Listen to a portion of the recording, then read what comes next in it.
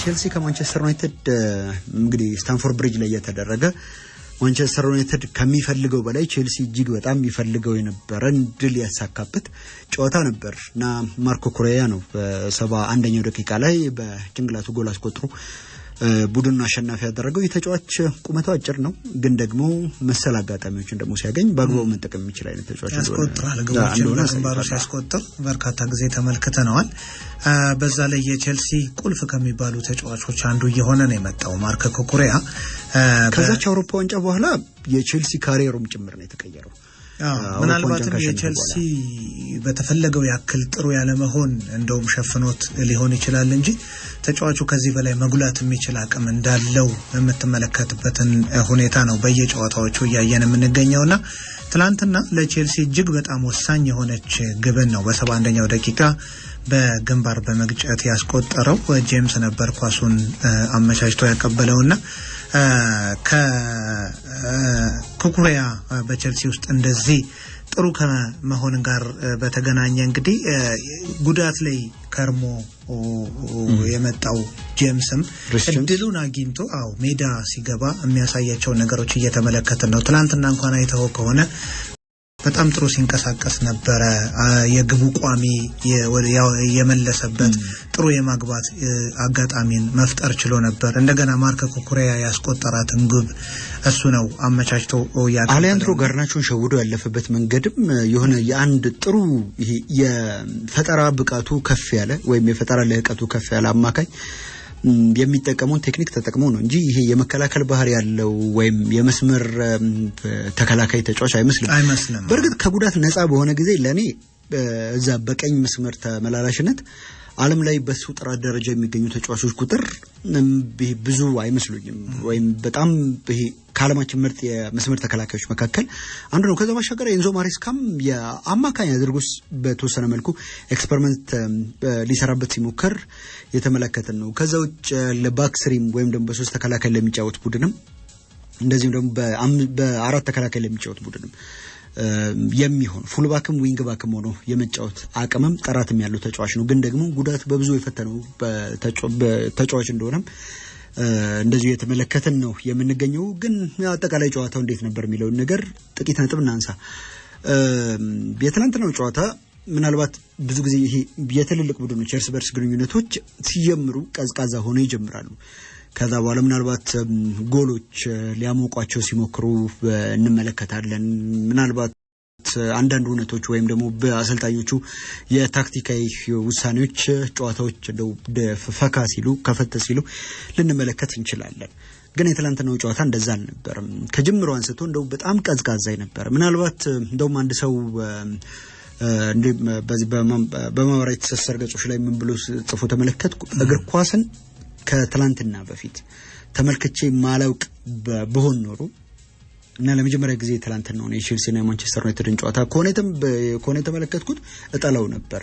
ያን ያክል እንደው ይሄ ፈዛዛ ያን ያክል እንደው የማይሰባ አይነት ጨዋታ ነበር ብሎ በሐሳቡን ሲያጋራ ተመልክቻለሁና እኔም የምስማማበት አይነት ሐሳብ ነው። ከዚህ ቀደም እነዚህ ሁለት ቡድኖች በተገናኙ ጊዜ ያሳዩአቸው የነበሩ ፍክክሮች የጎሎቹ መጠን አይደለም ግን የነበራቸው ፍክክር የጨዋታዎቹ ግለት በተጫዋቾች የነበራቸው የማሸነፍ ፍላጎትና ትግል እንደው ተናፋቂ ጨዋታዎች ያደርጓቸው ነበር። በተለይ ደግሞ ጆዜ ሞሪኖና ሮማን አብራሞቪች ቼልሲን የዋንጫ ተፎካካሪ ካደረጉት በኋላ ወይም ደግሞ የዚህ የዋንጫን ልምድ በደንብ ካላመዱት በኋላ በእነዚህ ሁለት ቡድኖች በተገናኙ ጊዜ ምናልባት የእንግሊዝ ፕሪሚየር ሊግን አሸናፊነት የሚወስንም የእርስ በርስ ግንኙነት ነበር። ሁለት ቡድኖች ከሌሎቹ አንፃር በተለይ ከአርሰናል መዳከም በኋላ ከሌሎቹ አንፃር በጣም ጥሩ የሚባል ልዩነትን ፈጥረው ስለነበር በጥራትም አንፃር ከቅርብ ዓመታት ወዲህ የሁለቱም መዳከም ምናልባትም ጨዋታው ላይ የራሱን የሆነ ጥላ ያጠላ ነው የሚመስለኝ። ትላንትና እንደውም በተወሰነ መልኩ ቼልሲ የአውሮፓ ቻምፒየንስ ሊግ ተሳትፎን ለማግኘት የግድ ነጥቡ ያስፈልገው ስለነበረ እንደው በተሻለ መልኩ ጨዋታው ላይ የሆነ ነገር ዘርቶበታል ለማለት እንደፍራለን እንጂ ቸልሲም እንደ ማንቸስተር ዩናይትድ ሁሉ ትርጉም አልባ ሆኖ ይህንን ጨዋታ ቢያደርግ ኖሮ ደግሞ የባሰ የጨዋታው መልክ ምን ሊመስል እንደሚችል መገመት ከባድ ነው። ማንቸስተር ዩናይትድ ከዚህ ጨዋታ ምንም የሚፈልገው ነገር አልነበረም። እንደው መርሃ ግብሩን ለማሟላት ያክል የተደረገ ጨዋታ ነው ብለን ነው ማንሳት የምንችለው ወይ ደግሞ በመጪው ሮብ ለሚደረገው የዩሮፓ ሊግ የፍጻሜ ጨዋታ እንደው እንደማሟሟቂያ ትልቁ ነጥብ እሱ ይመስለኛል። ምክንያቱም ምንም ነገር የማያጣውበት አይነት ጨዋታ ቢሆን ኖሮ ለምሳሌ ያው ቀጣይ ሮብ በዩሮፓ ሊግ የማይጫወት ወይም ደግሞ ለዩሮፓ ሊጉ ፍጻሜ መዘጋጀት የሚገባው አይነት ቡድን ባይሆን ኖሮ ትላንትና ዩናይትድ ይዞ የገባውን አሰላለፍ ስትመለከት ኦልሞስት ይሄ ቀዳሚ ተመራጭ 11 ተጫዋቾቹ ይመስላሉ። ምናልባት ተከላካይ ክፍል ላይ የቪክተር ሊንደሎፍ መግባት ካልሆነ በስተቀር እና ደግሞ የዚህ የና አመድ ያለው ወደ አሰላለፍ መምጣት የአሰልጣኝ ሩበን አሞሪም ጠንካራ የሚባለውን ቡድኑን እንደመረጠ የሚያሳይ ይመስለኛል።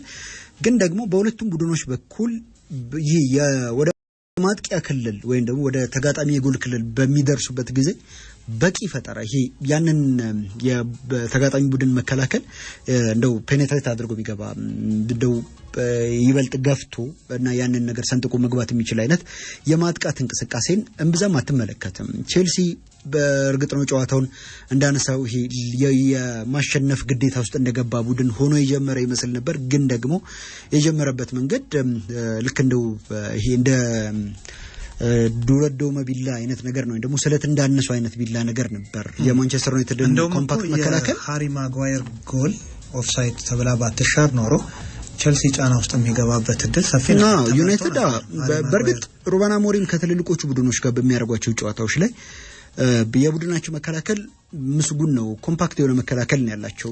ቴክኒካሊ በባክ ፋይቭ ነው የሚጫወተው ወይም በአምስት ተከላካዮች ነው የሚጫወተው። ከዛ ባሻገር ሁለት የተከላካይ አማካዮችን ይጨምራል።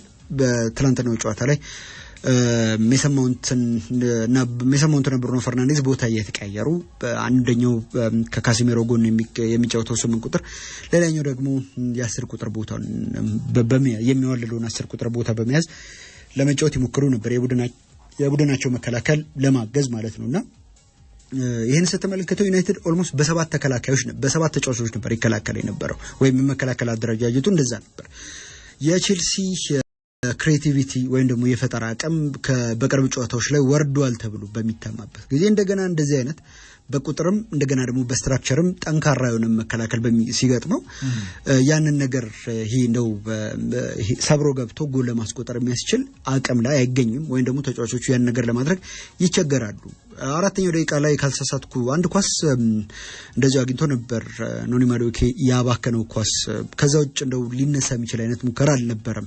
የሃሪ ማጓየር ጎል እስኪመጣ ድረስ 16ኛው ደቂቃ ላይ ብሩኖ ፈርናንዴዝ ያሻመውን ኳስ በጭንቅላቱ ገጭቶ ጎል ሲያስቆጥር እንደው ትከሻው ነበር አይደል ወይም የዚህ ትከሻው አካባቢ የሚገኝ የሰውነት ክፍል ነበር ያለው እጁ ማለት የምትችለው እጁን መጠቀም ስለማይችል በዚህ በጨዋታ ሂደት ውስጥ እጅ ለብቻው ቢገባ እንደው ሳይድ አይቆጠርም።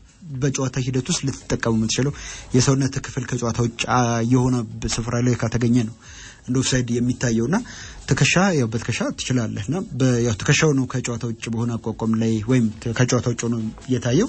በዛ ምክንያት ተሻረ እንጂ በማንቸስተር ዩናይትድ በኩል እንደው ይሄ ነው ተብሎ ሊጠቀስ የሚችል አይነት ነገር አልነበረም። ግን የሃሪ ማጓየር ጎል የቼልሲ ተጫዋቾችን ለማንቃት ሞክሮ ነበር። 24ኛ ደቂቃ ላይ ቀደም ያነሳው የሪስ ጄምስ ሙከራ የጎሉ ቋሚን ገጭቶ የተመለሰ ሙከራ ያ ጎል ቢቆጠር ኖሮ ማይክል ኤሲያን አርሰናል ላይ የሆነ ጊዜ ላይ ያገባት በጣም ቆንጆ የምትባል ከዛ ጋር ሊመሳሰል በሚችል አይነት ቴክኒክ ነው ኳሱን መቶት የነበረውና ያው ሳይቆጠር መቅረቱ ምናልባት ለተጫዋቹ በተወሰነ መልኩ የሚያስቆጭ ይመስለኛል። ከዛ ውጭ የተለየ ነገር የተመለከትንበት አይመስለኝም የመጀመሪያው አጋማሽ። ቼልሲ እንግዲህ የሚገባውን ማለት ማግኘት የሚፈልገውን 3 ነጥብ አሳክቶ ወጥቷል። በሜዳውና አጠቃላይ በጨዋታው ሂደት በሜዳውና በደጋፊዎቹ ፊት ያደረገውን ጨዋታ 3 ነጥብ አግኝተውበታል። በ38ኛው ሳምንት ከሜዳ ውጪ ኖቲንጋም ፎረስትን ነው የሚገጥመው ቼልሲና ካሸነፈ ይህንን ጨዋታ በቀጣይ ዓመት የአውሮፓ ሻምፒየንስ ሊግ ተሳትፎን ማግኘቱን ያረጋግጣልና ትላንትና የተገኘው 3 ነጥብ በጣም ወሳኝ የምትለው አይነት 3 ነጥብ ነው። ምናልባትም አስቶን ቪላ ቀጣዩን ጨዋታ ቢያሸንፍ አስቶን ቪላና ቼልሲ በነጥብ የሚስተካከሉበት ሁኔታ ሊፈጠር ቢችልም በግብ ክፍያ ግን ቼልሲ ከአስቶን ቪላ የተሻለ ስለሆነ የሻምፒየንስ ሊግ ተሳትፎን ያገኛል። ኖቲንጋም ፎረስትን ማሸነፍ የሚችል ከሆነ ያው የአስቶን ቪላ ጨዋታ ቀደም ብሎ በ45 ደቂቃዎች ቀደም ብሎ የጀመረ ጨዋታ ነበር ከአስቶን ቪላ ከቶተንሃም ያደረገውና የአስቶን ቪላ ጎሎችን ማግባትና ጨዋታውን ማሸነፍ የቼልሲ ተጫዋቾችን አርጀንሲ ውስጥ የሚከታቸው ይመስለኛል። መልእክቱ ይደርሳቸዋል፣ ምንም ጥያቄ የለውም። ዘው ተች ላይን ላይ ያሉት ሰዎች ወይም ማሬስካ የዚህ የኮቺንግ ስታፍ አባላት ውጤቱን ተመልክተው ለአሰልጣኙ መንገራቸው አሰልጣኙ ለተጫዋቾቹ መልእክት ማስተላለፉ የሚቀር አይመስለኝምና ያ ይበልጥ ጫና ውስጥ ከቷቸው በቶሎ ጎል ለማግኘት ይበልጥ እንዲጫኑ ያደረጋቸው ይመስለኛል። ያም ደግሞ ተሳክቶላቸዋል። እንዳነሳው 66 ነጥብና 20 ጎል ክፍያ ይዞ ቼልሲ 4ኛ ደረጃ ላይ ተቀምጧል። ማንቸስተር ዩናይትድ እንደው ደጋፊዎቹ ብቻ ሳይሆኑ አሰልጣኙ ብቻ ሳይሆኑ ያ የቀደመ ታሪኩን ያ የቀደመ ክብሩን የሚያውቁ በሙሉ እና ለማንቸስተር ዩናይትድ በጎ ስሜት ያላቸው በዚህ በተፎካካሪነት በደርቢነት የሚያዩት ሳይሆኑ በጎ ስሜት ያላቸው በሙሉ ሊረሱት የሚፈልጉት አይነት የውድድር ዘመን ነው እያሳለፈ የሚገኘው።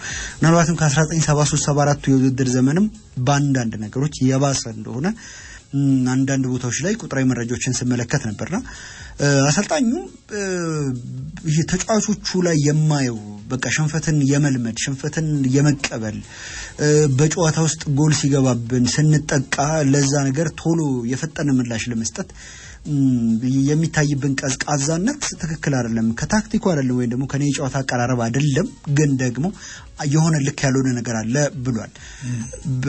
ልክ ነው። ሩበን አሞሪም ያው ውጤቱም አጠቃላይ ጨዋታ እንቅስቃሴው የሚያሳየው ነገር ያ ነው፣ ግን ደግሞ የሆነ ልክ ያልሆነ ነገር አለ ብሎ ለመገናኛ ብዙሃን ሀሳብ እንዲሰጥ አይደለም እዛ ቦታ ላይ። በቀጣይ ዓመትም ግን ተመልሶ ተፎካካሪ ለመሆን ማንቸስተር ዩናይትድ ዘንድሮ እያስመዘገበ ያለውን ውጤት መሰረት ካደረግ በጣም ሩቅ ነው የሚመስለው።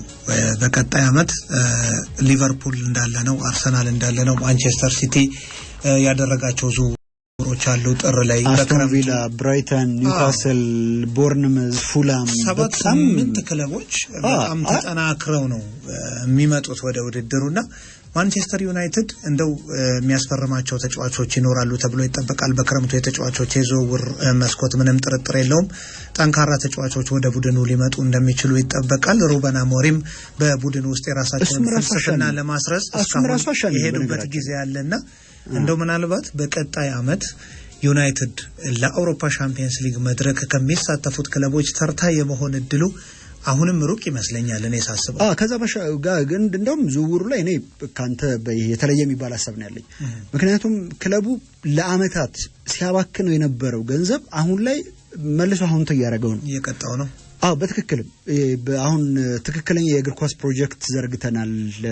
አሁን ማንቸስተር ዩናይትድ የንግድ ተቋም ሳይሆን የእግር ኳስ ክለብ መምሰል ያለበት ጊዜ ነው ተብሎ ሰር ጂም ራትክሊፍ እና መንገዳቸው ትክክል አይደለም ራሱን የቻለ ጥያቄ ሆኖ ግን ቢያንስ ይሄ እግር ኳስን የሚያውቁ ሰዎች አጠቃላይ ስፖርትን የሚያውቁ ሰዎች አምጥተዋል በባለሙያነት እንግዲህ ክለቡን እንዲመሩ እንዲያማክሩ እንዲያስተዳድሩ ማለት ነው። ያው አሰልጣኙን ጨምሮ ሩበን አሞሪምን ጨምሮ ግን ደግሞ በተወሰነ መልኩ ስትመለከተው ያንን ነገር ወይም ለአመታት ያባከነው ገንዘብ አሁን ላይ እጀ ሰባራ አድርጎታል አሰልጣኙንም ጭምር። ለምሳሌ ይሄ በጥር የዝውውር መስኮት ፓትሪክ ዶርጉ አልነበረም የማንቸስተር ዩናይትድ ቀዳሚ የግራ ዊንግ ባክ ምርጫ፣ ሌሎች ተጫዋቾች ነበሩ። አሁንም በዚህ በክረምቱ የዝውውር መስኮት ማንቸስተር ዩናይትድ የሚፈልጋቸው በርካታ ተጫዋቾች ነበሩ። ለምሳሌ ከነሱ መካከል አንዱ አሰልጣኝ ሩበን አሞሪም በዛው በስፖርቲንግ እያለ የሚያውቀው ታዳጊው የመስመር ተጫዋች ጆቫኒ ኮዌንዳ አንዱ ነበር። ቼልሲን የተቀላቀለው ወደ ቼልሲ ያመራው ተጫዋች። ሌሎችም እንደዚሁ ተጫዋቾች ማንሳት ይቻላል። አሁን ስሙ ይበልጡን ከአርሰናል ጋር ተያይዞ እየተነሳ የሚገኘው ቪክቶር ዮኬሬሽ የማንቸስተር ዩናይትድ የማጥቃት ክፍል ላይ ያለውን ክፍተት ተከትሎ እንዲመጣ ይፈልጋል የሚሉ ያው ጉዳዮችን እንሰማ ነበር። ግን ክለቡ ግዴታ ተጫዋቾችን መሸጥ አለበት። በርግጥ እንደነ ማርከስ ራሽፈርድ አይነቶችን ተጫዋቾች ቢሸጥ ፒውር ፕሮፊት ነው፣ ንጹህ ትርፍ ነው። የአካዳሚ ተጫዋች ከመሆኑ አንፃር ያው ምንም ወጪ ስላልወጣበት ንጹህ ትርፍ ሊያገኝ ይችላል። ግን ደግሞ እንደነ አንቶኒ ያሉ ተጫዋቾች እንደው ያው ክለቡ መክሰሩ ቢታወቅም ግን በምን ያክል የዝውውር ሂሳብ ከክለቡ ያው በቋሚነት ይለቃሉ የሚለው ጉዳይ ሌላ ራሱን የቻለ ጥያቄ ነው። ካሴሜሮስ እንግዲህ ከፍተኛ ደሞዝ የሚከፈለው ተጫዋች ፈላጊ አግኝቶ እንደው የዝውውር ሂሳብ እንኳን ባይከፈልበት እርሱም ያው የሱን ደሞዝ ችሎ የሚወስድ ቡድን ይኖራሉ የሚለው ሌላ ራሱን የቻለ ጥያቄ ነው። ዩናይትድ ከዚህ ባሻገር ያው ከሜዳው ውጭ ያሉ ሌሎች ፋይናንሳዊ ጉዳዮችም ይገኙ ያው አሉበት። በቀጣይነት ደግሞ የስቴዲየሙ ግንባታ ሌላ በጣም ፈታኝ ጉዳይ ነው። ከዚህ በኋላ ዩናይትድ በተጫዋቾች የዝውውር መስኮት ሊቸገርበት ከዚህ በፊት አርሰናል ያለፈበትን መንገድ ለማለፍ ሊገደድ ነው ማለት ነው። ያም ደግሞ በባሰ ፋይናንሳዊ ሁኔታ ውስጥ ነው የሚያልፍበት እድል ሰፊ ይመስለኛል። በትናንትናው ጨዋታ ላይ የዩናይትድ ማጥቃት ደካማ መሆኑን ለማሳየት አንድ ቁጥር ላንስ እንደው አተመልክቼ ፈገግ ስላሰኘኝ ነው። አንድ ቁጥር ላንሳልና ወደ ቀጣዩ ጨዋታ እንለፍ። ትናንትና ማንቸስተር ዩናይትድ ሰዎች አጠቃላይ በጨዋታው 5 ሙከራዎችን ያደረጉት ከነሱ መካከል አንዱ ነው ኢላማውን የጠበቀው። እሱም አማድ ዲያሎ በስተመጨረሻ ሞክሩት ዳቪድ ሳንቼዝ ግብ ጠባቂ ያወጣበት ኳስ ብቻ ማለት ነውና በትናንትናው ጨዋታ ላይ ግን የማንቸስተር ዩናይትድ ተጫዋቾች 6 ቢጫ ካርዶችን ተመልክተዋል። ካደረጓቸው ሙከራዎች በላይ የተመለከቷቸው ቢጫ ካርዶች ይበልጡ ነበር በቁጥርና በማጥቃቱ ረገድ ደካማ እንደሆነ ማሳያ ነው። ብሩኖ ፈርናንዴዝ ደግሞ እዚህ ቡድን ውስጥ ባይኖር ማለት ከዚህ እንዴት ባለ መልኩ ሊከፋ ይችል ነበር የሚል ጥያቄ የሚያስነሳ ይመስለኛል። አስቶን ቪላ ከቶተናም ያደረጉትን ጨዋታ እናንሳ።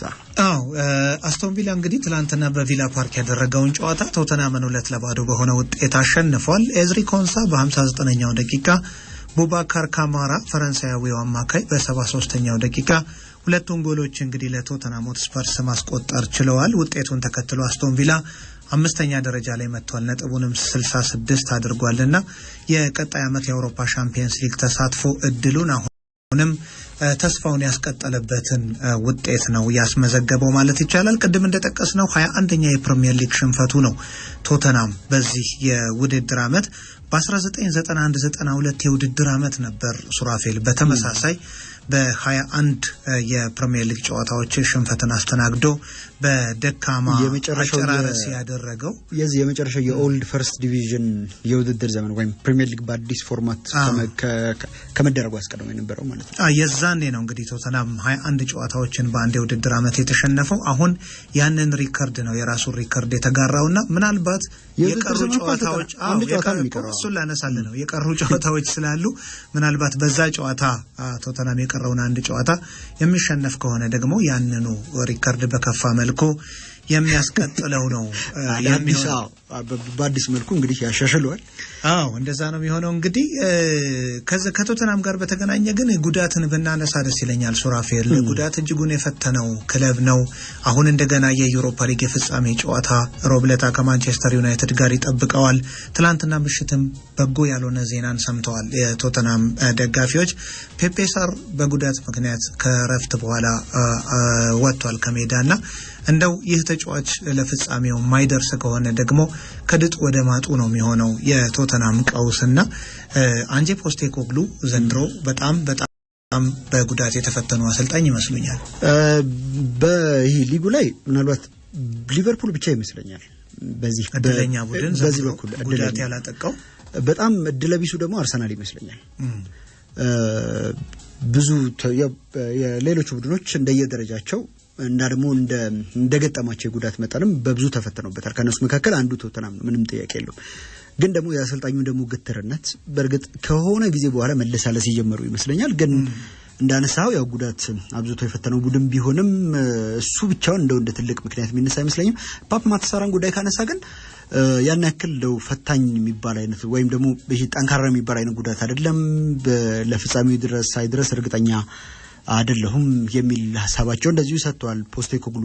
ከዛ ውጭ ግን ጨዋታው ከተጠናቀቀ በኋላ የአስቶን ቪላ ግብ ጠባቂ ኤሚሊያኖ ማርቲኔዝ እንባ ቀረሮት ነበር ከሜዳ ሲወጣ የነበረው። የመጨረሻ የቪላ ፓርክ ጨዋታቸው ነበር የኤሜሪ ተጫዋቾች በዚህኛው ውድድር ዘመንና በክረምቱ ይለቃል ወደ ሌላ ትልቅ ክለብ ይሄዳል የሚሉ የተለያዩ ሪፖርቶች እየወጡ ነው የሚገኙትና ስንብት የሆነው የሚል ጥያቄ ተጠይቀው ያው እርግጠኛ መሆን አልችልም እስቲ እናያለን የሚል ምላሽን ነው በደፈናው የሰጡት። እነዚህ ጨዋታዎች መኖራቸውን ተከትሎ ወይም የትላንትናዎቹ ጨዋታዎች በዛው በአስቶን ቪላና በቼልሲ አሸናፊነት መጠናቀቃቸውን ተከትሎ ሁለቱም ቡድኖች ይበልጥ አጓጊ ያደርጉታል። መጨረሻውን ሳምንት እና ደግሞ የዚህኛውንም የ37ኛ ሳምንት መርሃ ግብርንም በትኩረት እንድንጠብቅ ምክንያት የሆኑ ይመስለኛል። ሊጉ ጨዋታዎች ዛሬ አይኖሩም። የእንግሊዝ ፕሪሚየር ሊግ 37ኛ ሳምንት ጨዋታዎች ነገ ነው የሚደረጉት። ነገ ቀን 8 ሰዓት ላይ ኤቨርተን ከሳውዛምፕተን ጋር ይጫወታሉ። ኤቨርተን ከጉዲሰን ፓርክ የሚለቅበት ወይም ደግሞ በጉዲሰን ፓርክ የሚያደርገው የመጨረሻ ጨዋታ ነው። የወንዶቹ ቡድን ለሴቶቹ ቡድን ሊሰጠው እያሰበ ነው የሚሉ አንዳንድ ዘገባዎች ሲመለከት ነበር። ቀን 10 ሰዓት ከሮብ ላይ ወይም 10 ሰዓት ከ15 ላይ ዌስትሃም ከኖቲንጋም ፎረስት ይጫወታሉ። ባለፈው ሳምንት አንሄሎስ ማሪናኪስ የኖቲንጋሙ ባለቤት ታች ወርደው ተጫዋቾቻቸው ላይ አሰልጣኙ ላይ በኃይለ ቃል ነበር ሲናገሩ ነበር ሲያሳዩ ነበር። በትክክልም 11 ሰዓት ላይ ብሬንፈርድ ከፉልሃም እንደዚሁም ደግሞ በመጡበት መንገድ የተመለሱት ሌስተርና ኢፕስዊች ታውን ይገናኛሉ። ምሽት 12 ሰዓት ከ30 ላይ አርሰናል ከኒውካስል ዩናይትድ ጋር የሚያደርጉት ጨዋታ ይኖራል። እነዚህ ሁለት ቡድኖች ከማንቸስተር ሲቲ ጋር እንደዚሁም ደግሞ ከአስቶን ቪላና እንደዚሁ ከቼልሲ ጋር ለአውሮፓ ቻምፒየንስ ሊግ ተሳትፎ እየተፎካከሩ የሚገኙ ቡድኖች ናቸው። ሁለቱም በቻምፒየንስ ሊግ መሳተፋቸውን ደረጃ ይዘው ሊያጠናቀቁ ይችላሉ። ሁለቱም ሁለተኛ ደረጃ ሆነው ሊያጠናቀቁ ይችላሉ። ሁለቱም ከቻምፒየንስ ሊግ ውጭ ሆነው ሊያጠናቀቁ ይችላሉ። በዚህ ምክንያት እንግዲህ በጣም ተጠባቂ ጨዋታ ነው ማለት ይቻላል። በዚህ ሳምንት ከሚደረጉት የፕሪሚየር ሊጉ ጨዋታዎች በተለይም ኒውካስል ከቅርብ ጊዜ ወዲህ አርሰናልን የሚፈትን ቡድን እየሆነ እንደመጣ ተመልክተናልና የአርሰናል ተጫዋቾች በሊግ ካፑም ፍጻሜ ለመድረስ ሳይችሉ የቀሩት 4-0 በሆነ የደርሶ መልስ ውጤት በኒውካስል ተሸንፈው ነው።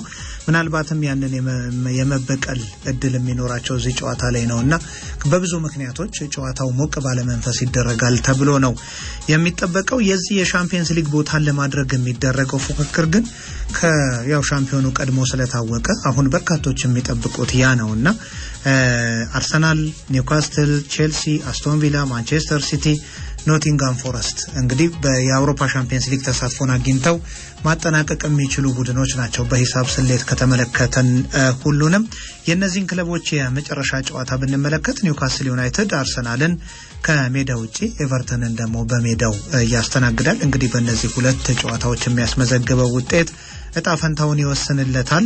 ቼልሲ ደግሞ ከኖቲንጋም ፎረስት ጋር ነው የቀረው ጨዋታ፣ ከሜዳ ውጪ የሚያደርገው ጨዋታ ነው። ያንን ጨዋታ ማሸነፍ ከቻለ ቼልሲ የማንንም ውጤት ሳይጠብቅ ወደ ሻምፒየንስ ሊጉ የማለፉን ሁኔታ ያረጋግጣል ማለት ነው። አስቶን ቪላ ከማንቸስተር ዩናይትድ ጋር ነው በኦልድ ትራፎርድ የመጨረሻውን ጨዋታ የሚያደርገው። ለአስቶን ቪላ እጅግ በጣም ወሳኝ ጨዋታ ነው። ማንቸስተር ዩናይትድን ቢያሸንፍ እንኳን ቪላ የሌሎቹን ውጤት የመጠበቅ ግዴታም እንዲሁ አለበት። ማንቸስተር ሲቲ ቦርንማውዝን በሜዳው እንዲሁም ፉልሃምን ከሜዳ ውጪ ያስተናግዳል። ኖቲንጋም ፎረስት ደግሞ ዌስትሃምን ከሜዳ ውጪ እንዲሁ ቼልሲን በሜዳው የሚያስተናግድ ነው የሚሆነው። ወደ ዛሬ የሚደረገው የኤፍኤ ካፕ የፍጻሜ ጨዋታ ብናቀና ጥሩ ይመስለኛል። ከዛ በፊት ግን የዚህ የቻምፒየንስ ሊግ እና ደግሞ የነገ ምሽቱ የአርሰናል ላይ የኒውካስል ዩናይትድ ጨዋታ ላይ ለኔ ከቻምፒየንስ ሊግ ተሳትፎም በላይ ነው። በእርግጥ ያው በቻምፒየንስ ሊግ ላይ መሳተፍ በአዲሱ ፎርማት ራሱ የቻለ ከፍ ያለ ፋይናንስ አይጠቀምም ይዞ እየመጣ ከመሆኑ አንፃር ቀደም ስናነሳው የነበረው የዚህ የፉክክሩ ጉዳይ አሰልጣኝ ሚኬል አርቴታ ጠይቆ ነበር ያው ትናንትና በነበረው የቅድመ ጨዋታ መግለጫ ላይና አሁን ይሄ ቢግ 6 የሚባለው ወይም ቶፕ 6 የሚባለው ነገር አለ ወይ ተብሎ ጠይቆ ቀርቷል የሚል ምላሽ ነው የሰጠው። በትክክልም ቀርቷል። አሁን ኒውካስል ዩናይትድ ደጋግሞ እዛ ቦታ ላይ ከቢግ 4 ነው እኮ በቅርብ ዓመታት ወደ ቢግ 6 ራሱ የመጣ ነው። ቢግ 2 ነበር ለምሳሌ ፕሪሚየር ሊጉ በጀመረ ጊዜ ማንቸስተር ዩናይትድ እና ሊድስ፣ ማንቸስተር ዩናይትድ እና ብላክበርን፣ ማንቸስተር ዩናይትድ እና ኒውካስል ለዋንጫ የተፎካከሩበት ዓመት ነበር። ከዛ በኋላ አርሰን ቬንገር ከመጡ በኋላ ማንቸስተር ዩናይትድ እና አርሰናል በመሃል ሊቨርፑል በቀጥልቅ ያለብ ቶፕ 3 ያደርጉት ነበር። ቼልሲ ቶፕ 4 አብራሞቪች አብዮት ቼልሲን ይዞት መጣ ቶፕ 4 ሆነ። ከዛ በኋላ በሂደት ሊቨርፑል ወደ እንግዲህ ከክሎፕ ጋር ወደ ተፎካካሪነቱ እየተመለሰ መጣ። ማንቸስተር ሲቲ እንደዚሁም ደግሞ ፖቼቲኖ በቶተናምን ይዞ በጣም ጠንካራ የሚባል ቡድን አደረገው እና ደግሞ ትልልቆቹንም ጭምር ማሸነፍ ቻለ።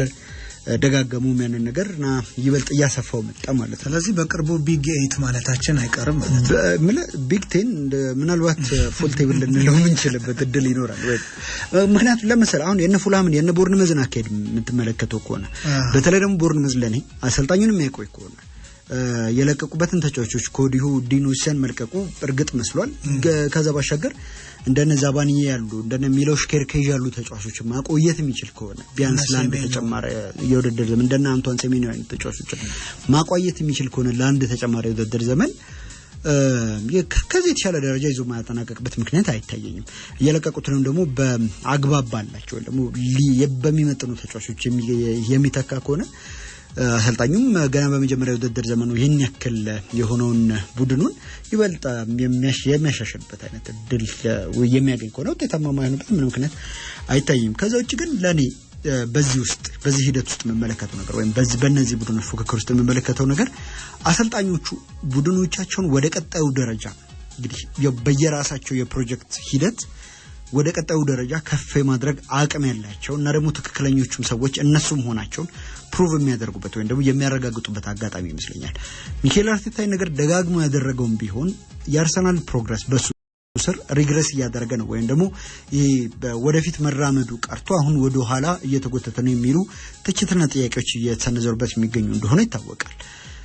ያንን ነገር ዲስፕሩቭ ማድረግና አሁንም አርሰናልን ወደ ሊጋሽ ወደ ዋንጫዎች አሸናፊነት መመለስ የሚችለው ሰው ነኝ የሚል ነገርን የሚያነሳበት ከዛ ባሻገር መሰል ጫናዎችን አሁንም ቡድን መቋቋም ይችላል የሚለው ነገር ይበልጥ የሚያሳይበት ይመስለኛል። ኤዲሆ እንግሊዛዊ አሰልጣኝ የእንግሊዝ ፕሪሚየር ሊግን ዋንጫ አንስቶ አያውቅም። የኒውካስል ሰዎች የእንግሊዝ ፕሪሚየር ሊግ ዋንጫ ማንሳት ይፈልጋሉ። የሳውዲ ፐብሊክ ኢንቨስትመንት ፈንድ ዘንድሮ የሊግ ዋንጫ አንስቷል።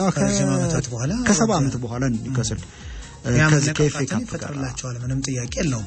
በክረምቱ የሚደረጉ የተጫዋቾች ዝውውርም ይኖራሉ። ኒውካስል የገንዘብ ችግር ያለበት ክለብ አይደለም። እንደው ምናልባት አይሳክን ደግሞ ካልተነጠቁ ማለት ነው ማለት አሌክሳንደር አይዛክን ሊነጠቁ የሚችሉበት ይሄ ፋይናንሳዊ ምክንያት የላቸው። እግር ኳሳዊ ምክንያት ኖሮ ምናልባት ተጫዋቹ መልቀቅ ፈልጋለሁ ካላለ በስተቀር ኒውካስል በተለይ ቻምፒየንስ ሊግ ተሳትፎን ማያገኝ ከሆነ ይህን ተጫዋች እንዲሁ የመልቀቅ እንትን አይኖራቸውም።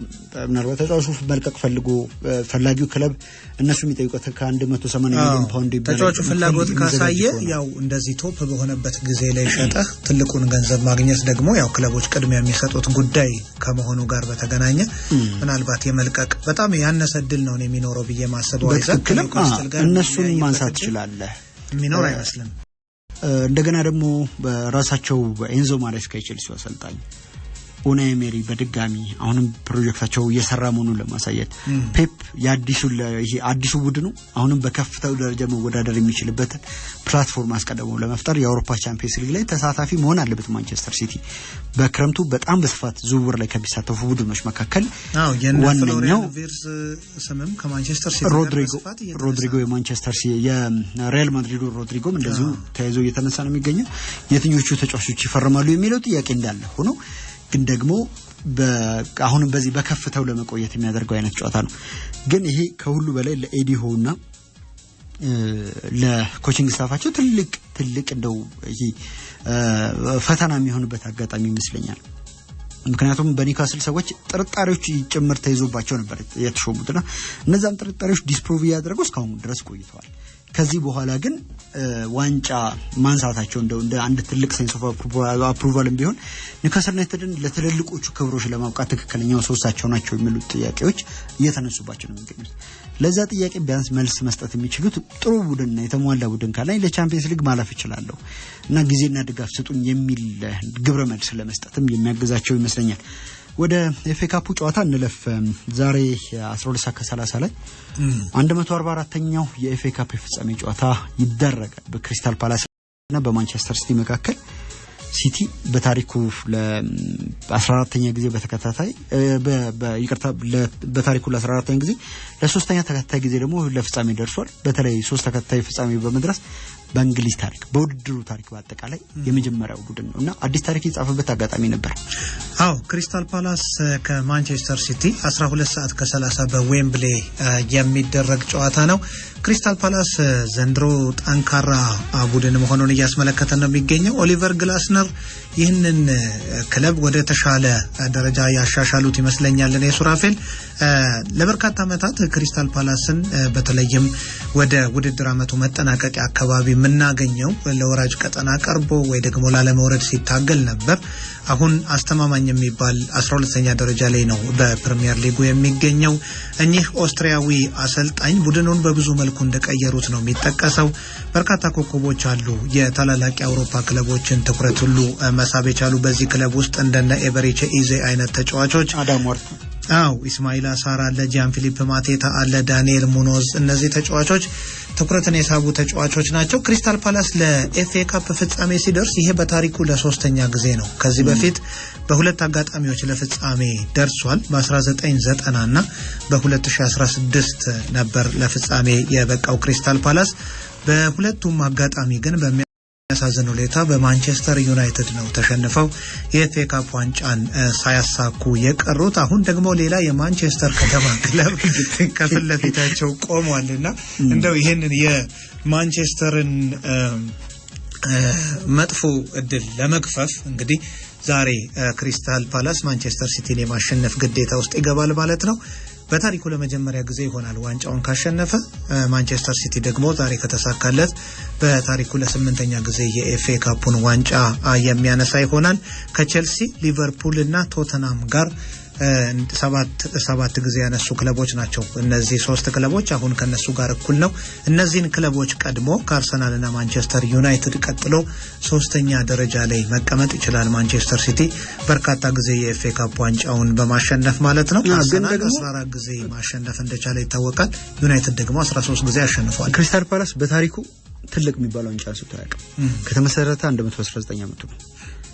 ስለዚህ ዛሬ የተለየ ቀን ነው ለነሱ። እና ኦሊቨር ግላስነርም ያንን ነገር ነው ለማለት የሞከሩት። በአሸንፎ ዋንጫውን ማንሳት ከሲቲ በላይ ለኛ ትርጉም አለው። በቀላሉ እንደማይሰጡ እናውቃለን፣ ግን የምንችለው ሁሉ እናደርጋለን ብሏል።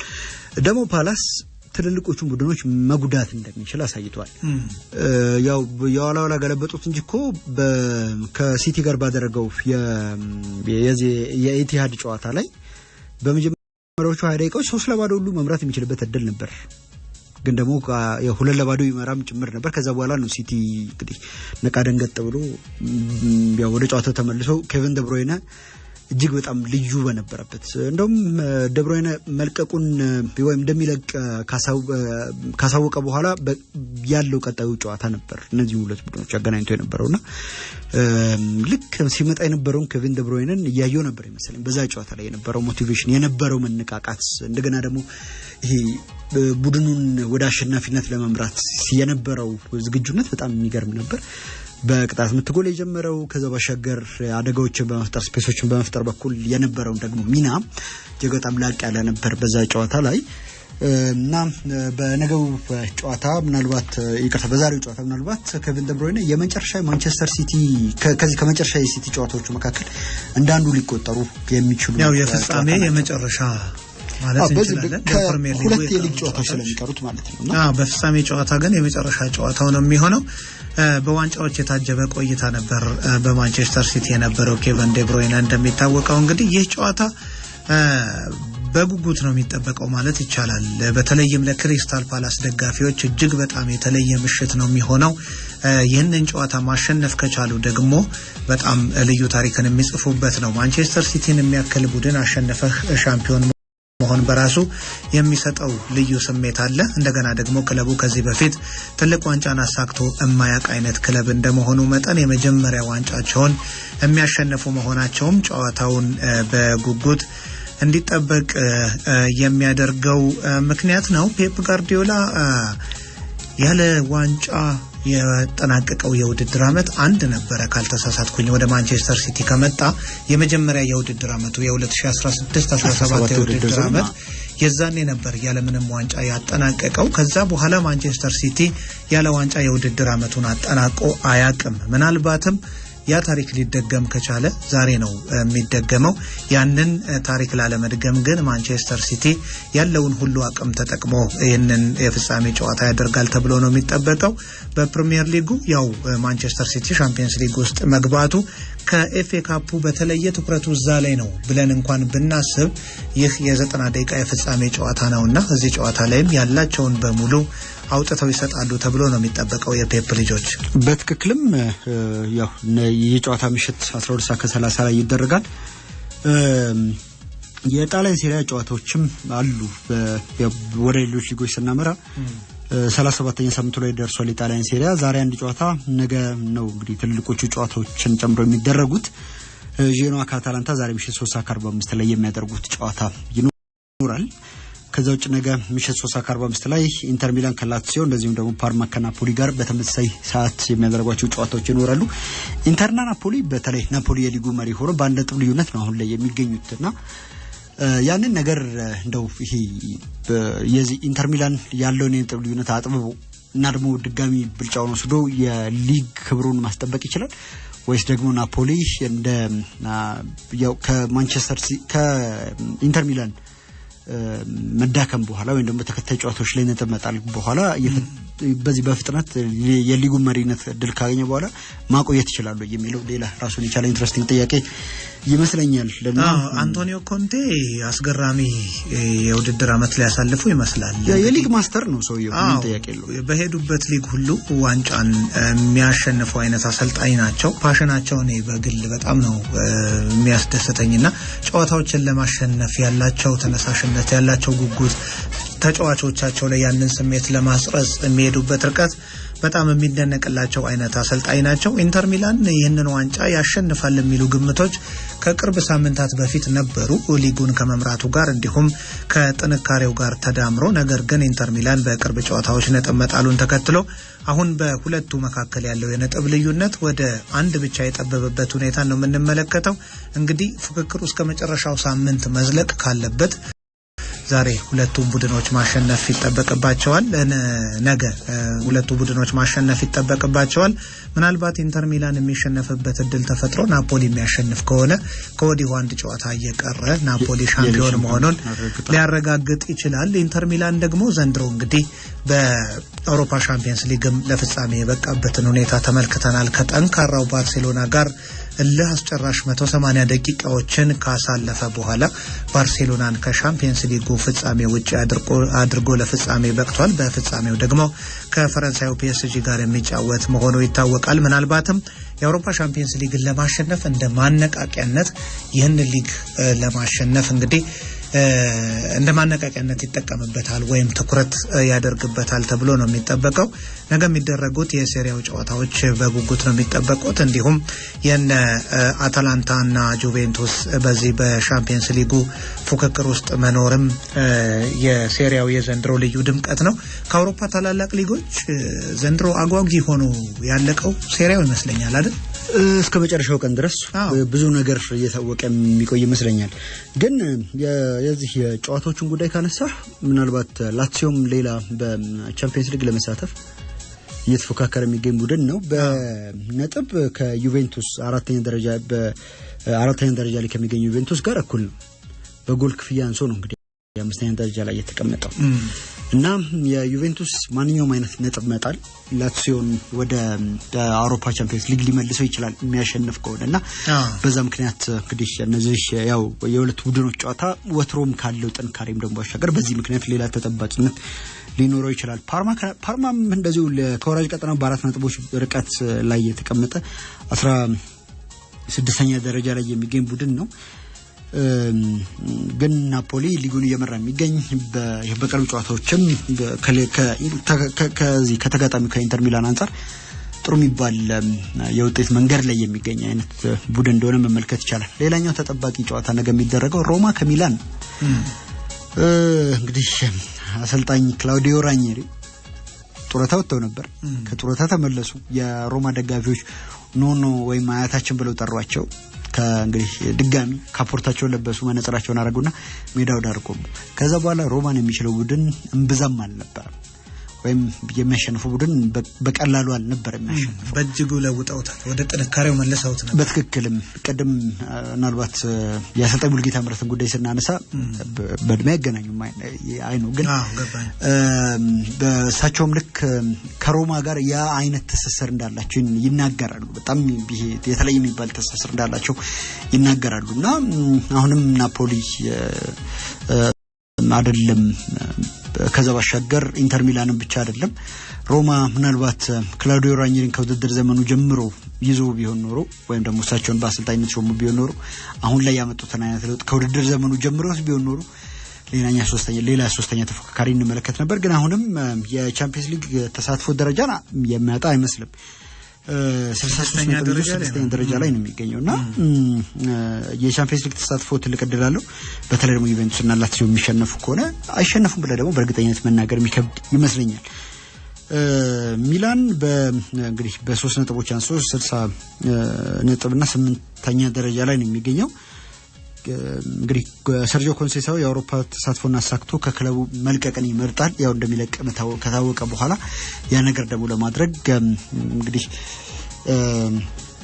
የዛሬውን ጨዋታ የነገውን ጨዋታ ማሸነፍ ይጠበቅበታልና ብርቱ ፍክክር የሚታይበት ሁለቱም በውድድር አመቱ መጨረሻ ክለቦቻቸውን የሚሰናበቱ አሰልጣኞች የሚያደርጉት ጨዋታ ነው ማለት ነው። የነገው ጨዋታ የሚላን ጨዋታ ዩቬንቱስ ከኡዲኒዜ ሌላ ከፍ ያለ ኢንትረስት ያለበት ጨዋታ ይመስላል። ይህም ጨዋታ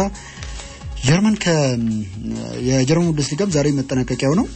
ዶርትሙንድ፣ ፍራይቡርግ፣ ፍራንክፈርት ለአውሮፓ ቻምፒየንስ ሊግ ተሳትፎ እየተፎካከሩ ነው።